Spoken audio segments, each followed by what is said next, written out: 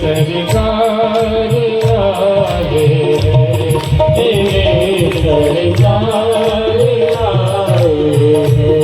लगे कुटिया भी महलों से, लगे कुटिया भी महलों से, लगे कुटिया भी महलों से, लगे कुटिया भी महलों से।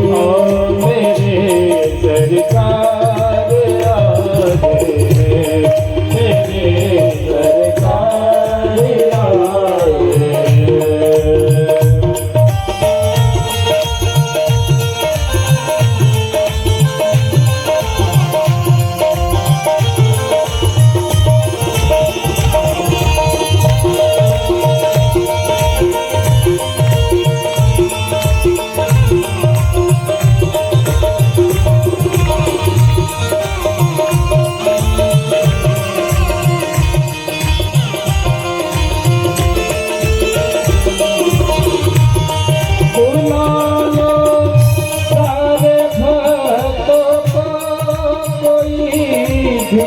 छूट ना जाए, बुला लो सारे बातों का, कोई भी छूट ना जाए, कोई भी छूट ना जाए, कोई भी छूट ना जाए। करो स्वागत सभी मिलकर, करो स्वागत सभी मिलकर, करो स्वागत सभी मिलकर, करो स्वागत सभी मिलकर। मेरे सरकार आए, मेरे सरकार आए। सजा दो घर को गुलशन का, सजा दो घर को गुलशन का। मेरे सरकार आए, मेरे सरकार आए।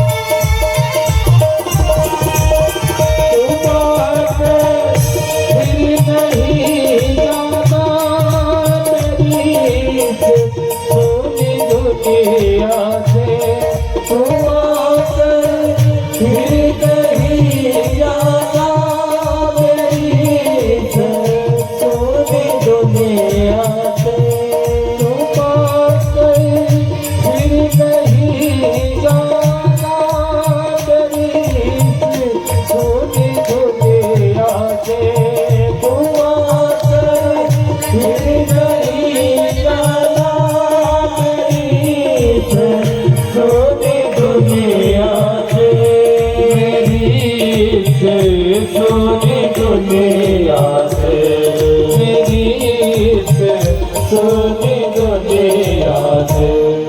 अहो हर दम यही सबसे कहो, हर दम यही सबसे कहो, हर दम यही सबसे कहो, हर दम यही सबसे।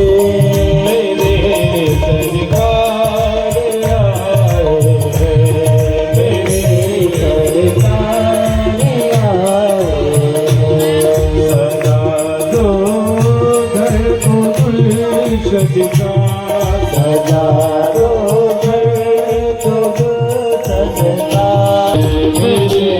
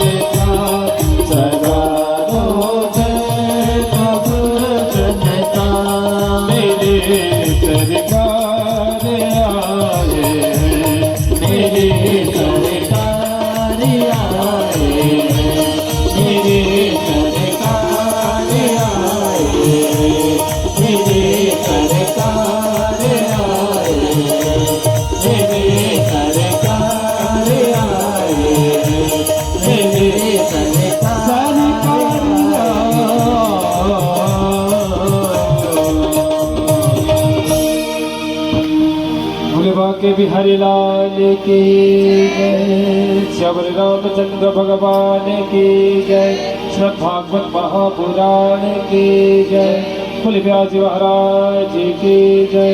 जय जय श्री राधे, जय जय श्री राधे, जय जय श्री राधे श्याम। जतो यतः समीहसे ततो प्रत्यक्षः कृष्ण एव हि स्वीकृतोऽसि मया ब्राह्मणहिताय च जगद्धिताय कृष्णाय गोविन्दाय नमो नमः। ॐ शुकदेवमूर्तये नमः। शुकरूपा प्रबोधत्य सर्वशास्त्रविशारद एतत्कथा प्रकाशेन मदज्ञानं विनाशय। हरि ओं सुखमूर्तये नमः। स्वस्ति प्रजाभ्यः परिपालयन्तां न्यायेन मार्गेण महीमहेषा गोब्राह्मणेभ्यः शुभमस्तु नित्यं लोकाः समस्ताः सुखिनो भवन्तु। हरि ओं आरतिपात्राय नमः। ज्वालमालिन्यै नमः। रत्नेश्वर्यै नमः। ॐ चन्द्रमा मनसो जातचक्षुः सूर्यो अजायत श्रोत्राद्वायुश्च प्राणश्च मुखादग्निरजायत। शुभं करोतु कल्याणम् आरोग्यं आरती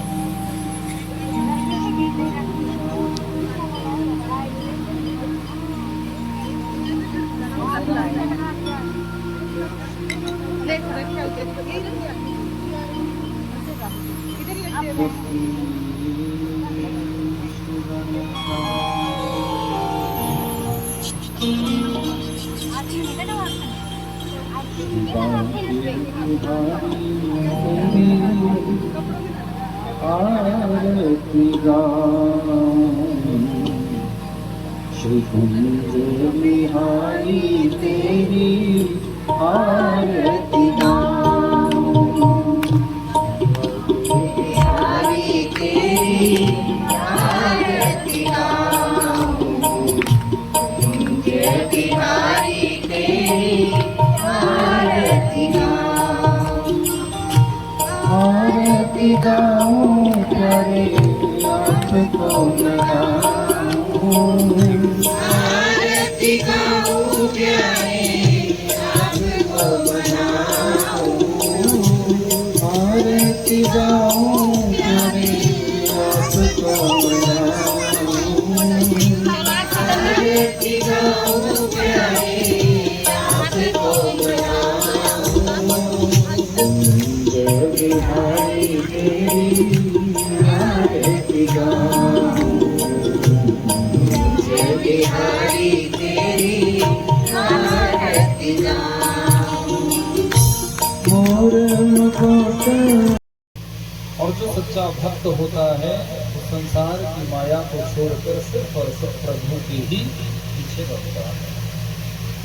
क्योंकि संसार की माया की पकड़ को यदि कसोगे, ईश्वर की पकड़ ढीली हो जाएगी, और यदि ईश्वर की पकड़ को तुम कसोगे तो फिर संसार की माया की पकड़ तुमसे अपने आप से ही छूट जाएगी। कि माया माया सब भजे माधव भजे न को,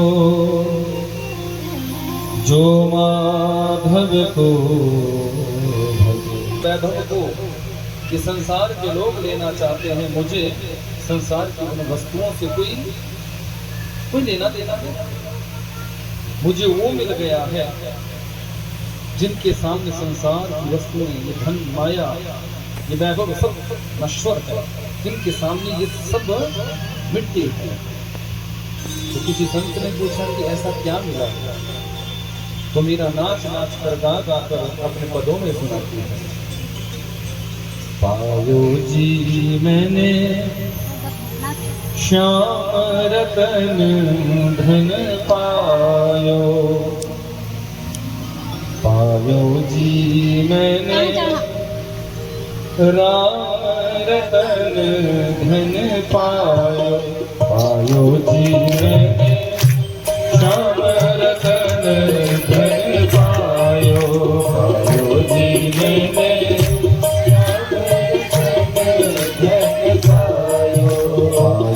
जी मैंने राम रतन धन पायो, पायो जी मैंने राम रतन धन पायो।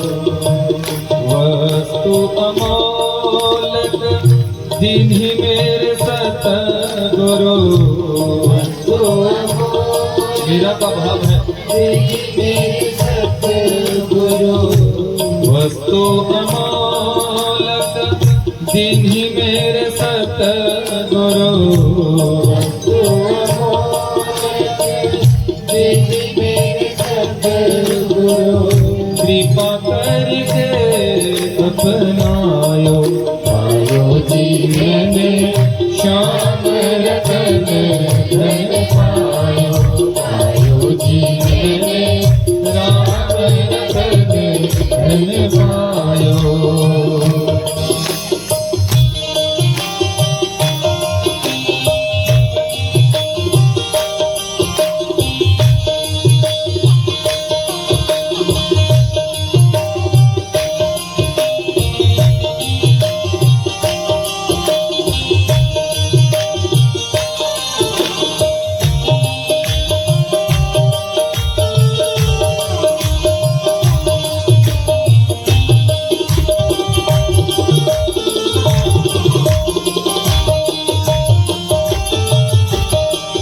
जन्म जन्म की पूंजी पाई, जन्म जन्म की पूंजी पाई, जन्म जन्म की पूंजी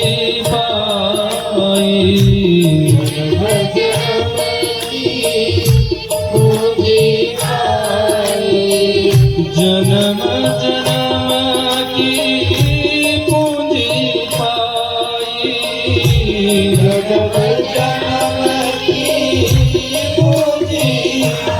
हो जन्म जन्म की पूंजी पाई, जन्म जन्म की पूंजी पाई। जन्म जन्म की पूंजी पाई, जन्म जन्म की पूंजी पाई। जन्म जन्म की पूंजी पाई, जन्म जन्म की पूंजी पाई। जग में सब ही खुआयो, पायो जी मैंने श्याम रतन धन पायो, पायो जी मैंने श्याम रतन धन पायो।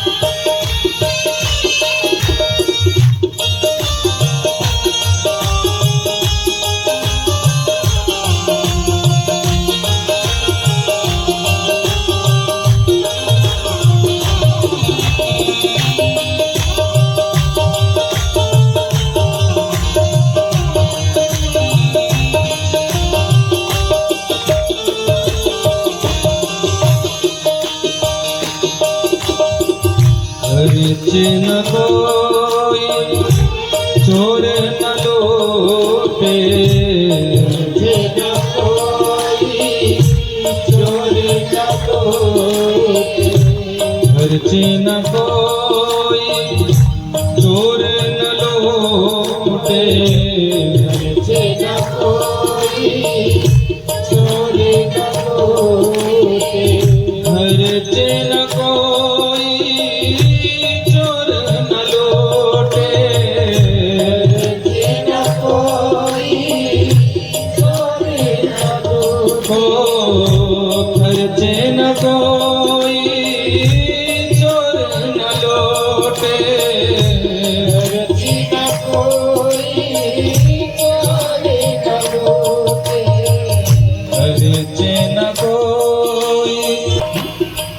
जितना उसको खर्चेंगे उतना वो बढ़ेगा। दुनिया का धन दौलत आपके पास कुछ भी रहेगा, आप जितना उसको खर्चोगे कम होता जाएगा। लेकिन मीरा कहती है मेरे पास जो खजाना है, मेरे पास जो निधि है, उसको जितना हम खर्चेंगे उतना ये बढ़ता जाएगा। इसकी विशेषता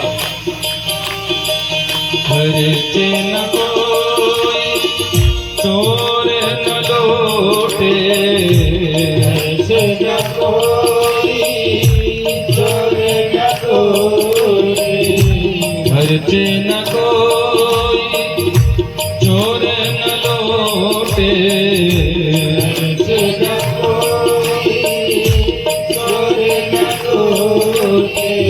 दिन दिन बढ़त सवायो पायो जी मैंने राम रतन धन पायो, पायो जी मैंने श्याम रतन धन पायो।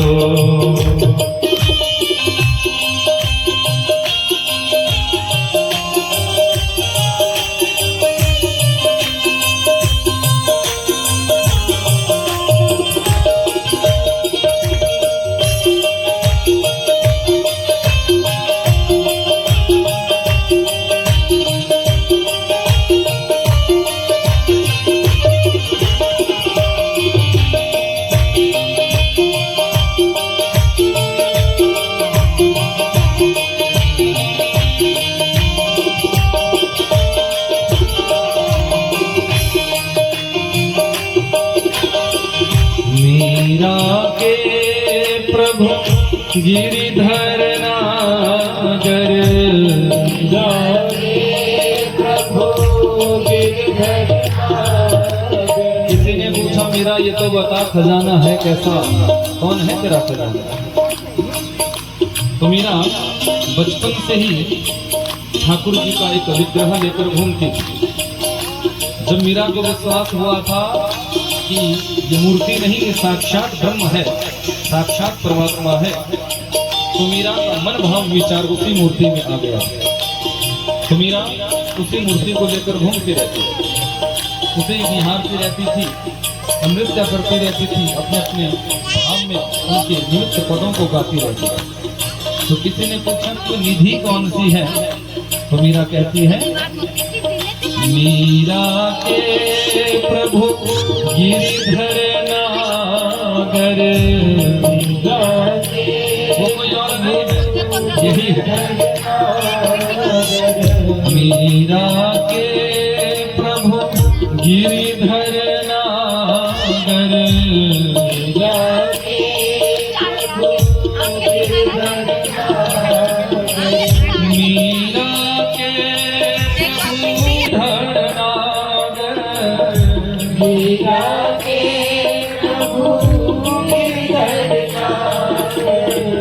मीरा के प्रभु गिरिधर नागर, मीरा के प्रभु गिरिधर नागर। हर्षि हर्षि यश गायो पायो जी मैंने श्याम रतन धन पायो, पायो जी मैंने पायो जी मैंने राम रतन धन पायो, पायो जी मैंने राम रतन धन पायो, पायो जी मैंने श्याम रतन धन पायो, पायो जी मैंने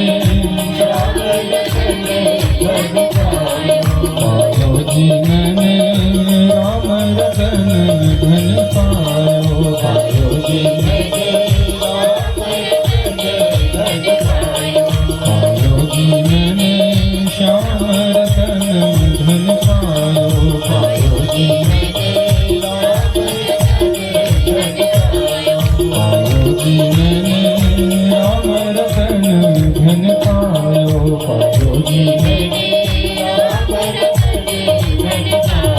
पायो जी मैंने राम रतन धन पायो, पायो जी मैंने रतन धन पायो। भक्तवत्सल भगवान की जय। वाकई बिहारी लाल की जय। पायो जी मैंने श्याम रतन धन पायो। पायो जी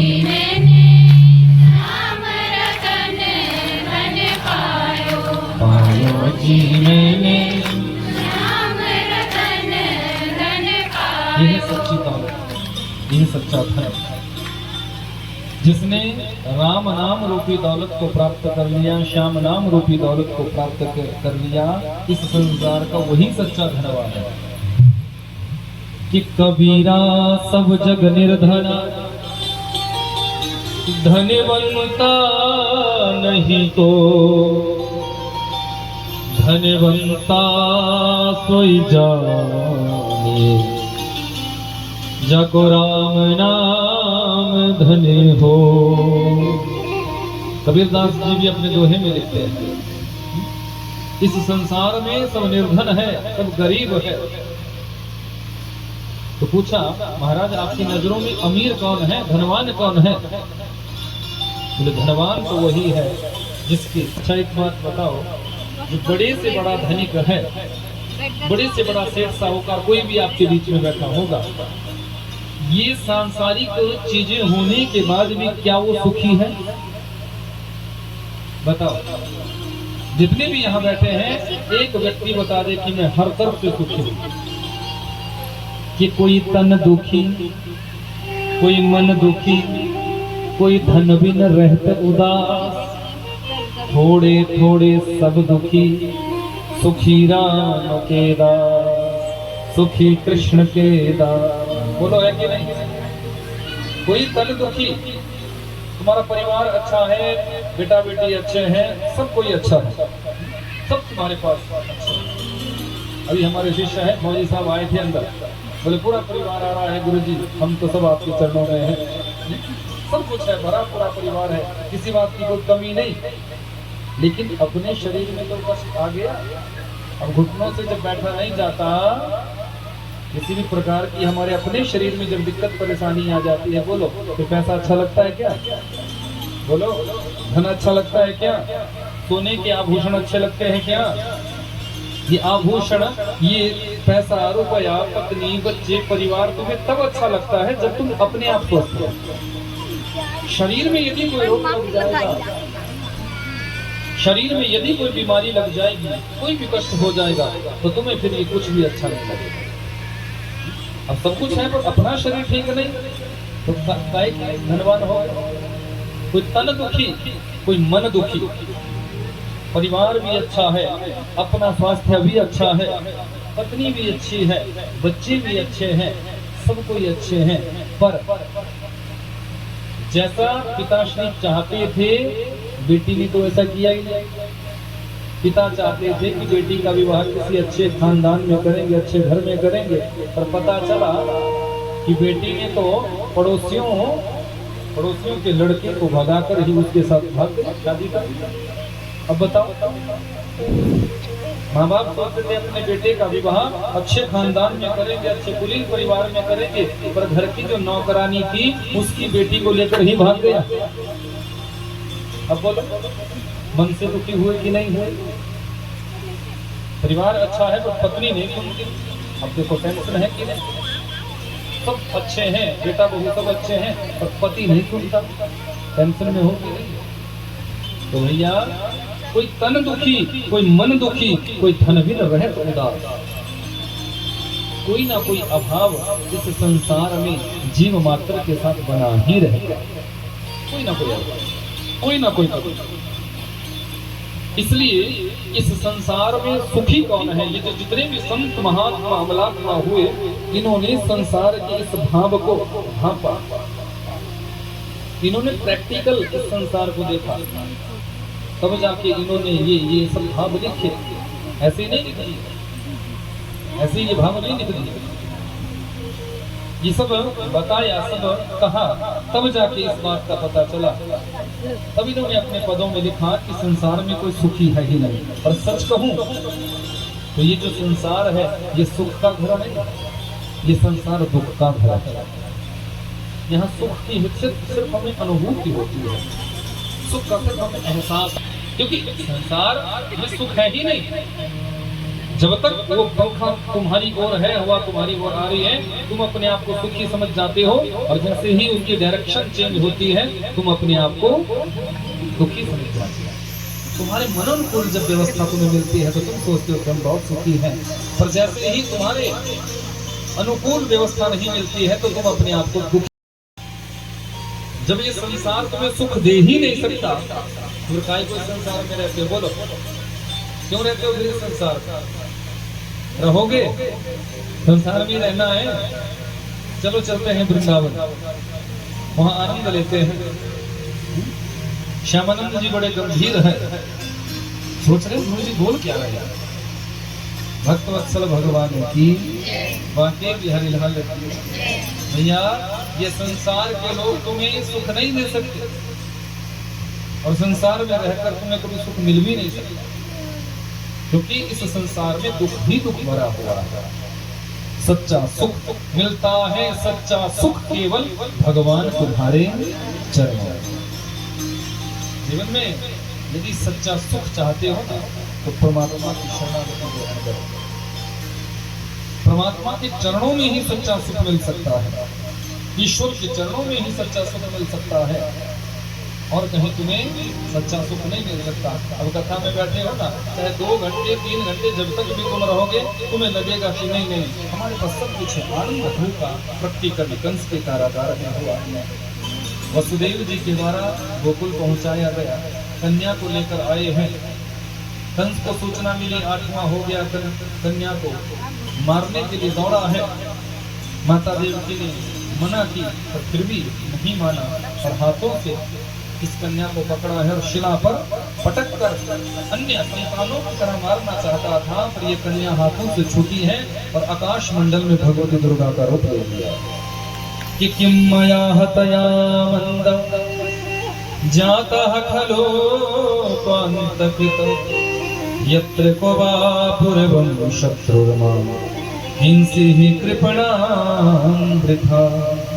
अरे पापी कंस, मुझे मारने से तुझे क्या मिलेगा? तुझे मारने वाला तो ब्रह्मांड में पैदा हो चुका है।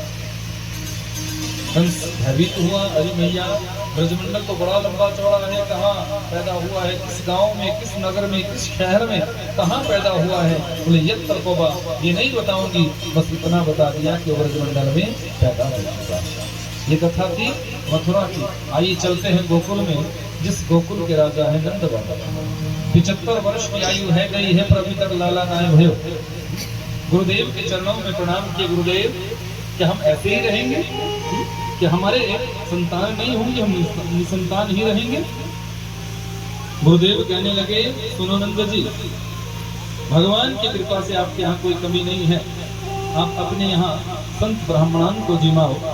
जब आपके यहाँ दिव्य ब्राह्मणान जिमने आएंगे तो उन सभी ब्राह्मणान के आशीर्वाद से आपको निश्चित तौर पर एक सुंदर से लाला की प्राप्ति हो जाएगी। गुरुदेव आपने कहा और हमने किया, बस अभी लोग गुरुदेव के चरणों में प्रणाम करके दौड़े हैं। दिव्य ब्राह्मणान को अपने यहाँ जीवने बुलाया है, सारे ब्राह्मण जीवने आए हैं, और जैसे ही जीव कर प्रसन्नता में ब्राह्मण देवता गए तो सबने आशीर्वाद दिया, जाओ नंद जी, हम सभी का आशीर्वाद है कि अति शीघ्र आपके यहाँ एक सुंदर सा लाला होगा। अरे उन समस्त ब्राह्मणान के आशीर्वाद से आज 80 वर्ष की अवस्था में देखो नंदरानी 5 वर्ष बड़ी है। नंद बाबा 5 वर्ष पहली ऐसी मान्यता थी, बड़ी बहू बड़े भाग, 5 वर्ष बड़ी है। अब संतों ब्राह्मणों के आशीर्वाद से आज 80 मंडल में आनंद का पारावार हुआ है, आनंद की लहर दौड़ गई है, हर घर में आनंद मनाया जा रहा है कि हमारे यहाँ की रानी गर्भवती है। धीरे धीरे आया है भादों का महीना, अष्टमी तिथि, रोहिणी नक्षत्र, बुधवार, और रात्रि में मेरे ठाकुर जी का प्रकटीकरण हुआ था। लेकिन योग माया के प्रभाव से जब सब अदला बदली जब की गई तो नवमी की प्रातः नंदा और सुनंदा, नंद बाबा की 2 बहनें 6 महीने पहले से ही सेवा में आ चुकी है। मन में भाव है कि जो सूचना पहले देगी लाला होने की, तो भाभी जी के गले में जो नौलखा हार है, रानियां पहले नौलखा पहनती थी, तो जो भाभी जी के गले में नौलखा हार है वो उपहार स्वरूप, भेंट स्वरूप हमको ही मिलेगा, हमें ही मिलेगा, हमें ही मिलेगा। अब दोनों सेवा में लगी है कि किसके भाग्य में मिलेगा, किसको मिलेगा, जो लाला की सूचना देगा, जो लाला की सूचना देगा।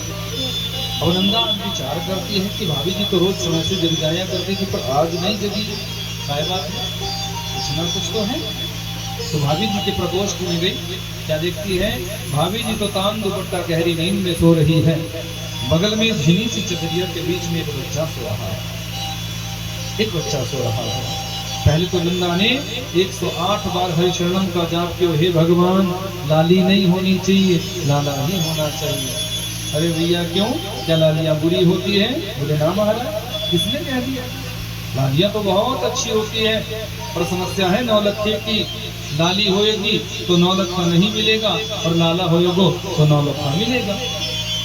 इसलिए निवेदन किया है कि हे प्रभु लाला ही होना चाहिए, और बड़ी हिम्मत जुटाकर जैसे ही झिनी सी चदरिया को खींच दिया है तो ही लाला का मुख दिख गया। अब जैसे ही लाला का मुख दिखा है, अब तो नंदा बड़ी प्रसन्न हो गई है, हाथों में कांसे की थाली ले ली, बेलन से बजाते हुए दौड़ी है नंद बाबा की ओर, अरे बाबा बधाई हो, अरे बाबा बधाई हो, अरे बाबा बधाई हो। यहाँ गौशाला पे गैयन की सेवा कर रहे नंद बाबा, जैसे ही बधाई बधाई बधाई सुनी है तो पूछने लगे अरे अरे नंदा काय बात की बधाई दे रही है? बाबा जो आपने अपने यहाँ ब्राह्मणान को जिमाया, संतों की सेवा करी, उन समस्त संत ब्राह्मणान की कृपा से आज आपके यहाँ एक सुंदर सा लाला भयो। बोले नंद के लाला की। जैसे ही लाला होने की सूचना मिली है, दौड़े हैं 108 डुबकी आज जमुना जी में लगाई है, सुंदर स्नान पाया, सुंदर बगलबंदी पहरी, माथे पे चंदन का लेप किया और 70 गज की पगड़ी बांधी है, मूंछों पे इत्र लगा के ताव दिया है, मुख में पान धरा है, अखियों में मोटा मोटा काजल डाला है। एक ब्रजवासी से कहने लगे लैया रे छोरा जरा दर्पण दीजो देखूं तो सही आज कैसा लगो। ब्रजवासी कहने लगे बाबा आज तो आप पूरे दोहलों की तरह सज रहे। नंद बाबा कहते हैं आज नहीं सजूंगा तो फिर कब सजूंगा, क्योंकि आज तो मेरे यहाँ आत्मज हुआ है, मेरे यहाँ पुत्र हुआ है। बंधुओं पुत्र का एक नाम है आत्मज।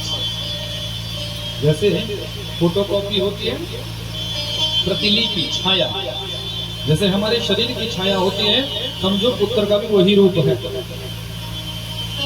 पिता की प्रतिलिपि ही पुत्र होता है, पिता की फोटोकॉपी ही पुत्र होता है, इसलिए पुत्र को हमारे शास्त्रों में आत्मज कहा। यक्ष युधिष्ठिर संवाद में यक्षराज ने युधिष्ठिर से प्रश्न किया कि हे धर्मराज मानव मात्र की आत्मा क्या है? तो धर्मराज युधिष्ठिर ने सटीक उत्तर दिया है कि हे यक्षराज मानव मात्र की आत्मा है उनका पुत्र, तो पुत्र को आत्मज बोला गया। और पुत्र का धर्म होना चाहिए कि जो कार्य पिता से रह जाए, पिता की इच्छा है कोई कार्य संपन्न करने की, पर पिता उन कार्यों को संपन्न नहीं कर पाया, तो जो श्रेष्ठ पुत्र होते हैं वो अपने पिता के अधूरे कार्यों को पूरा करते हैं। पिता से जो कार्य छूट जाते हैं उसको पुत्र करो।